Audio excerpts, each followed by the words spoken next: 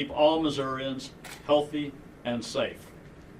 I know there is a growing concern across the state and the nation right now, but I want to assure you that we are taking all steps necessary to protect the people of this state. As of today, 73 people have been tested for COVID-19 in the state of Missouri. 71 people have tested negative. Only 2 people have tested positive. Both of these are travel-related cases. So far, there has been no community person-to-person transmission in Missouri. Currently, the Missouri State Public Health Lab has the capacity to attest approximately 1,000 specimens. Missouri will also receive nearly $13 million in federal emergency funding to support response efforts. We are currently working on how to use the money to the most effectively protect Missourians. We are in daily communications with the Missouri Department of Health and Senior Services, our lead agency on this issue in Missouri.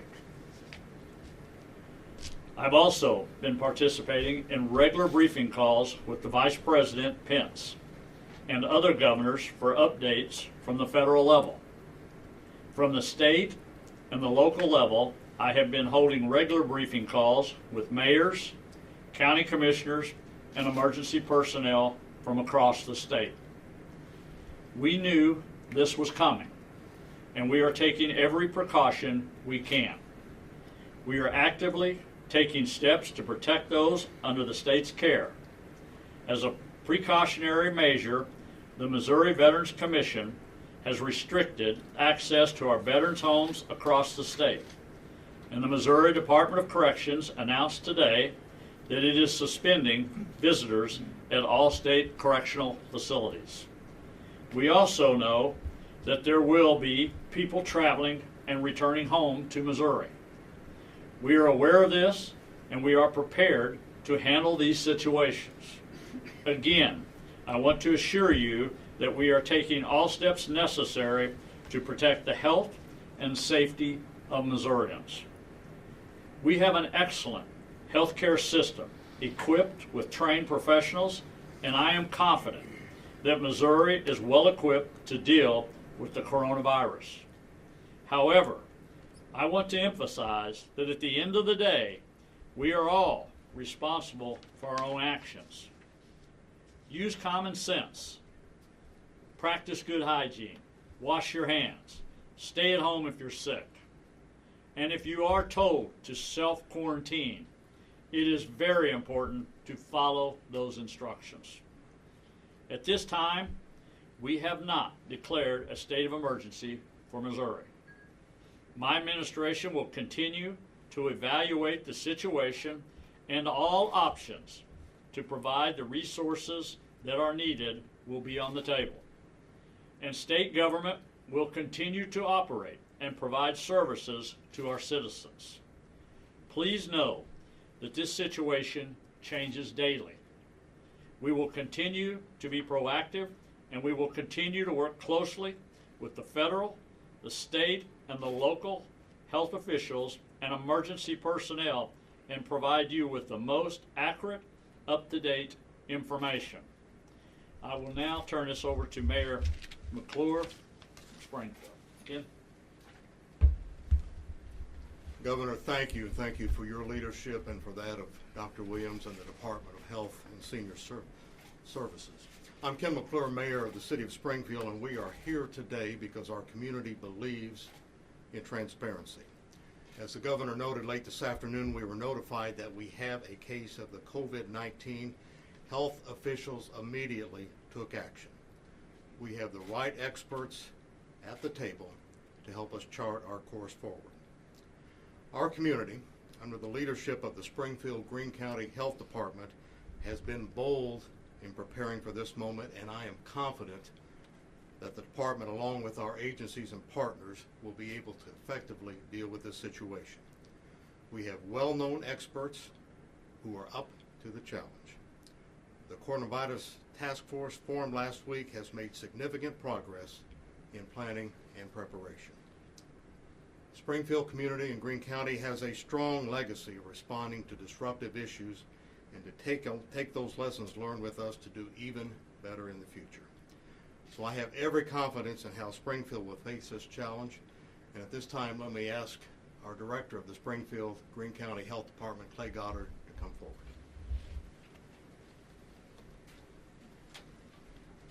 Thank you, Mayor McClure. Shortly after 3 o'clock today, I received a call from the Department of Health and Senior Services with the notification that I knew would eventually come, that we had our first presumptive positive COVID-19 case. As a part of the regular practice of disease investigation, the Health Department will notify people who may have had contact with the patient.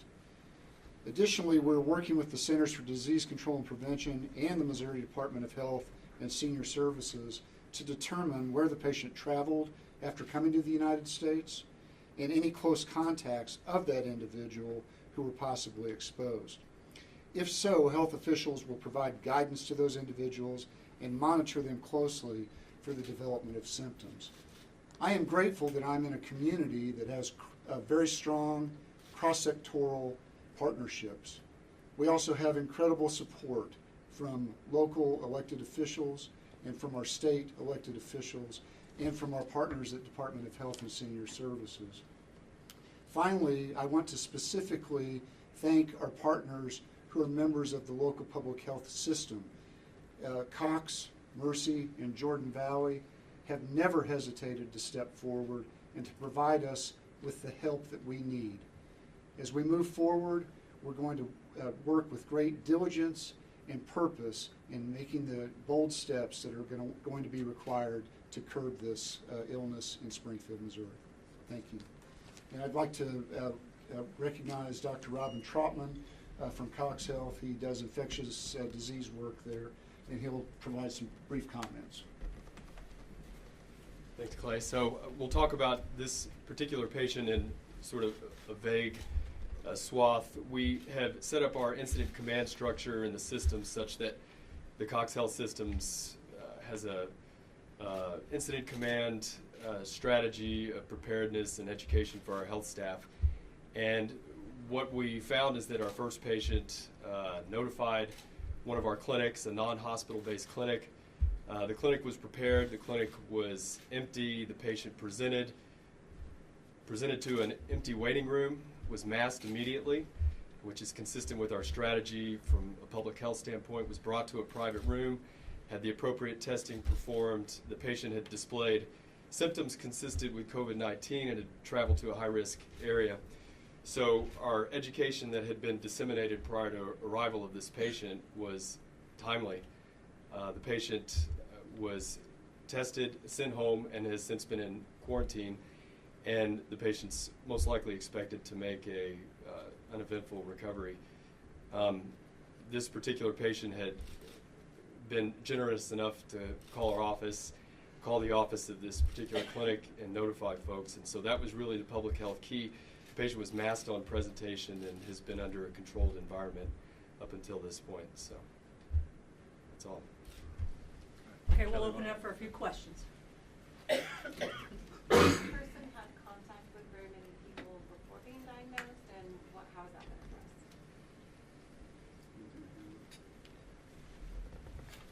addressed? We're in the beginning of our epidemiological investigation. We won't talk specifics about that, but I can tell you that as we find contacts, we will take all appropriate measures to isolate and quarantine anyone that requires those movements or those actions. We have a wonderful team, a very skilled disease control specialist, and we are taking this very seriously, and the patient is very compliant, so I'm very comfortable that we will have all of the action and information that we need to move forward. Was this one of the 3 people that you referenced earlier today, one of the pending tests that you had out? It was a pending test. Are they related to any of the other people who've been tested? I don't think that I have any information that would lead me to be able to answer that question. Can you explain what a presumptive positive means? I think people would like to know the difference between turn that into positive? Yeah, thank you so much. When we do the test, it comes back positive, and we call that presumptive because the CDC has to confirm it, even though it's done in our state lab. And we send that off, and it takes about 4 or 5 days. But we don't wait for that because to date in the United States, those tests have been confirmed. So we don't wait to start the epidemiological investigation that Clay was talking about. That will start immediately. Now that we have a confirmed case in Springfield, will we have more access to more tests? I heard today we only had 5. Yeah, thank you very much for that question. So right now, as the governor said, in our state lab, we have the capacity to do 1,000 tests at this moment, and we expect more to come tomorrow from the CDC. And for our state lab, we use pretty stringent criteria. Commercial labs, there were just LabCorp is now doing that. And I talked to the director of LabCorp yesterday, the national director, and they plan to push out more now. But I just want to say that the governor really stresses communication. He thinks that in this kind of situations, being a former sheriff, that anytime you have an emergency like this, and I have to tell you, at 8 o'clock this morning, your health department called me and said we need the capacity to do more testing.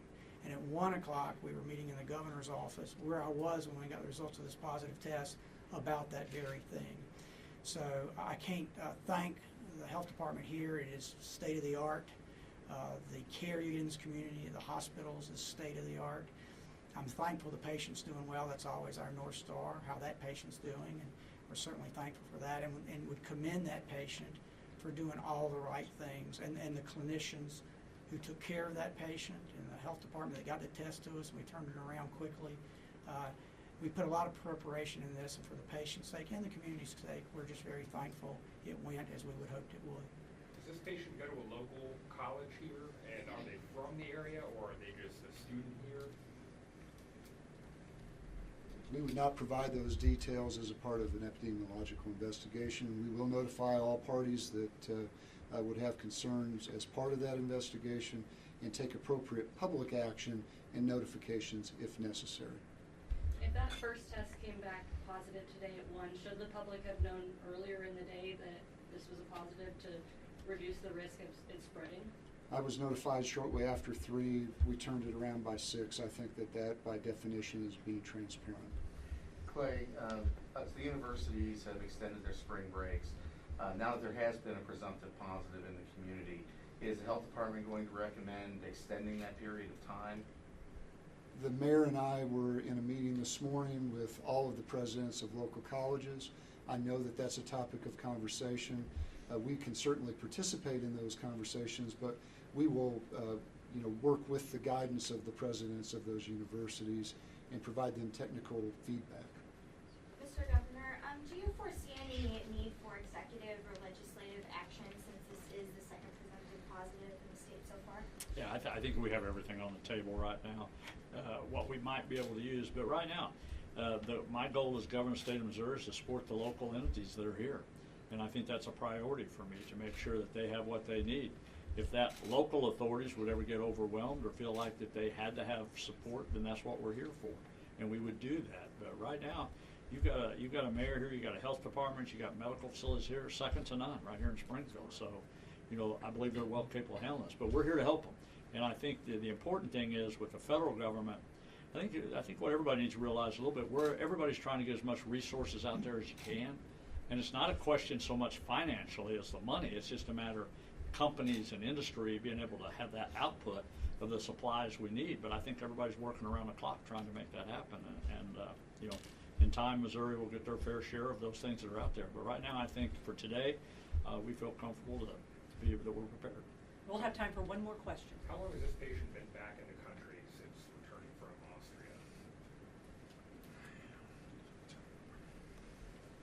I don't know that I have the answer to that question, and if I did, I probably wouldn't share it as part of the epidemiological investigation.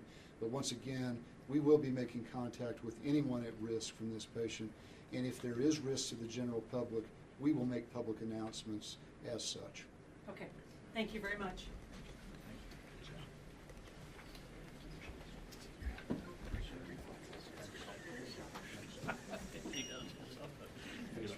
That's hard.